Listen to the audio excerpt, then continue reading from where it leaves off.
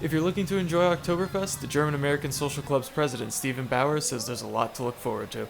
We specialize in German food, German beer, German wine, German music. You can also expect to see a lot of German dancing, as well as all sorts of rides and games around the park. The 36th annual Cape Coral Oktoberfest event is back after being canceled last year due to the pandemic. The German American Social Club took a financial blow because of the cancellation, but used that time to prepare for this year. We made preparations on how to basically absorb the financial impact of it, and we put that plan into effect for the next 12 months. The result? Higher than expected turnout, and a place to make a friend. People who come here for the first time, what they find out, you're always going to meet somebody new, and you'll make at least one good friend. Cape Coral Oktoberfest continues this Friday and runs through the Halloween weekend. Budget hearings for RSOs started 2 weeks ago and will continue until November 12th.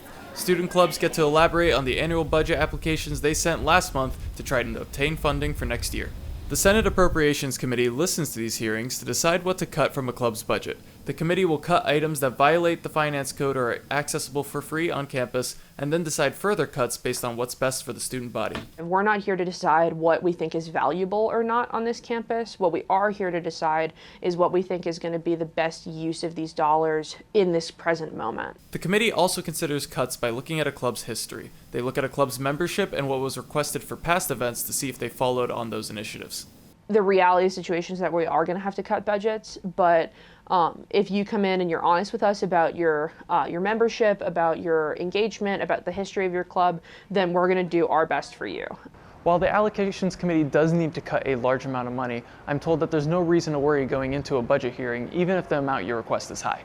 Vice President for FGCU Tabletop Club Matthew Gracie was worried going in for his budget hearing, but left confident. Probably just act like you're friends with the members of the faculty or whatever that are there. That's the best way to do it, in my opinion, because they're there to help you and stuff. Patrick Pereira, ENTV. On Saturday, November 13th, Gulf Coast Coin and Jewelry auctioned off a piece of local history, a $5 bill made by the First National Bank of Fort Myers from 1902. The bill sold for $8,500, which was the starting bid for the item. Michael Joyce, one of the auctioneers, wasn't surprised. It sold exactly how I expected it to sell. It didn't have the amount of people here that I thought would draw. And that's just a sign of the times. A sign of times where coin collecting is no longer an interest that families are invested in. It was a family event to go to a coin show, like taking your children to the Fort Myers coin show and walking around and seeing all this stuff. It's still there, just not as prevalent as it once was. Still, some coins sold for thousands. This seeded Liberty Dollar bill was sold for $3,350, and the coins cataloged for the auction had retail prices that ran between $25 and $12,500. While some of these purchases are passionate collectors, Joyce said there are others interested in these coins. It's all investor money.